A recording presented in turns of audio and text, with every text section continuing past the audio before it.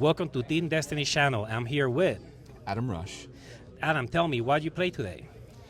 I played One Year War aggro, green-blue. Okay, interesting. So, how many rounds did you play today? 5 rounds. 5 rounds for Cyber New Type Mission 3. Oh, perfect. Do you remember how many, which were the opponents you played today? Yes, so today I went up against blue-white unicorn blockers. I went up against red-white blockers 3 times in a row. That was 2, 3, and 4. Interesting. And the final was against blue-white blockers. Okay. And which of them were your toughest matchup today? It was round 4.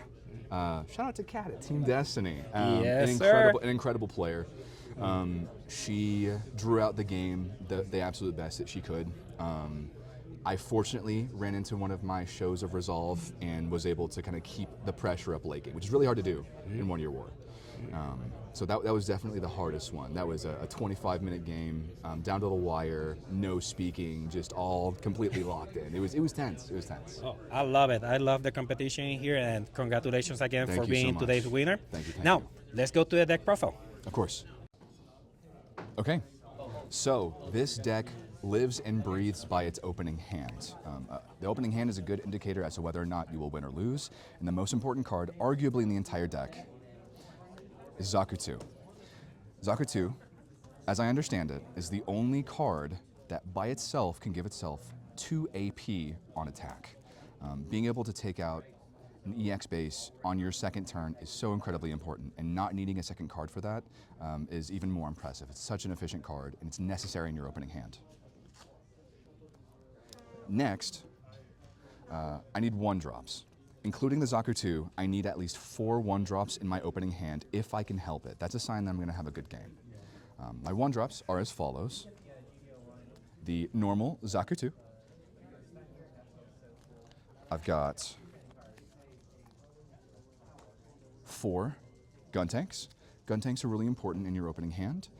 For being able to swing, getting blocked by a Rick Diaz and following up with a gun tank is such an efficient way to keep tempo and just kind of neutralize the board while going unit positive.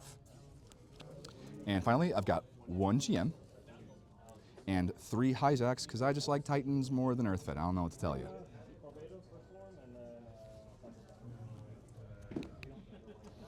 Now for some early game, mid game tempo or some pressure. We've got old Ricky D, or as Rick Dom, that is, not Diaz. Threatening a Rick Dom on turn 2 or turn 3 tends to force the opponent to make difficult decisions, and that's what we're here about. Next,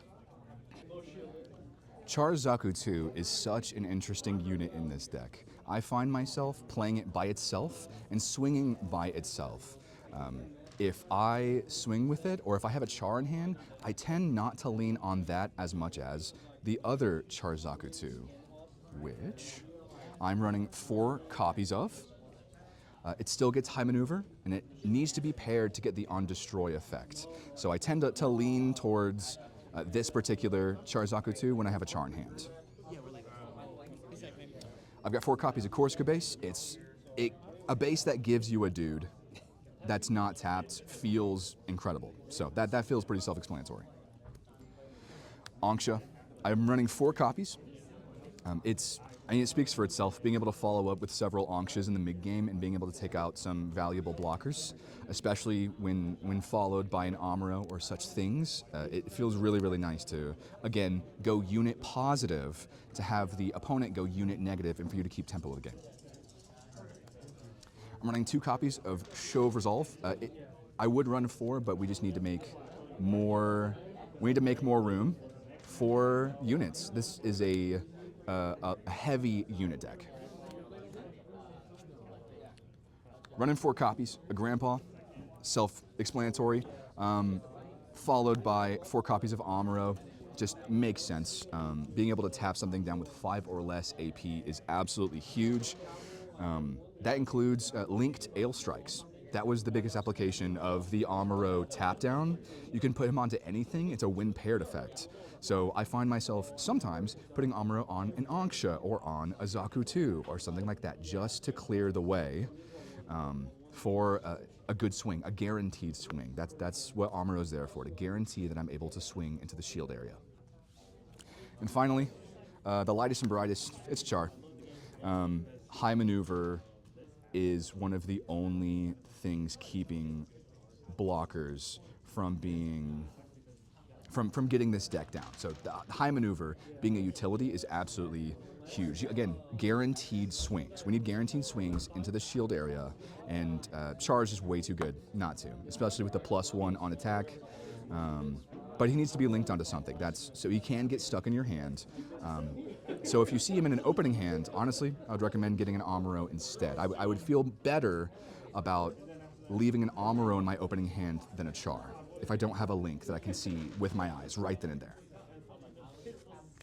Okay, so we are heading at the end of the video. Do you have any shoutouts you want to give? Absolutely. Shout out to you, Eric, for making Appreciate this it. video. Yeah, shout out to Team Destiny and Little Rock. Those guys are excellent players, and they do a lot of traveling. They work really, really hard, and they're just nice people. It's hard to find people that are competitive and just genuinely kind. So that's great. Shout out to Kat again for just such an incredible game. We relish the close games, you know. Shout out to Games Explosion in Springdale, Arkansas, my home store. If you're ever in Northwest Arkansas, please do visit. We do a lot of Gundam on Mondays and Thursdays at 6:30 p.m. It's a really good time. So I think that's all. Yeah, all right. Well, Adam, thank you for the interview. Congratulations again. And this is Team Destiny channel. Like, comment, and subscribe, guys. Have a good one. Thank you.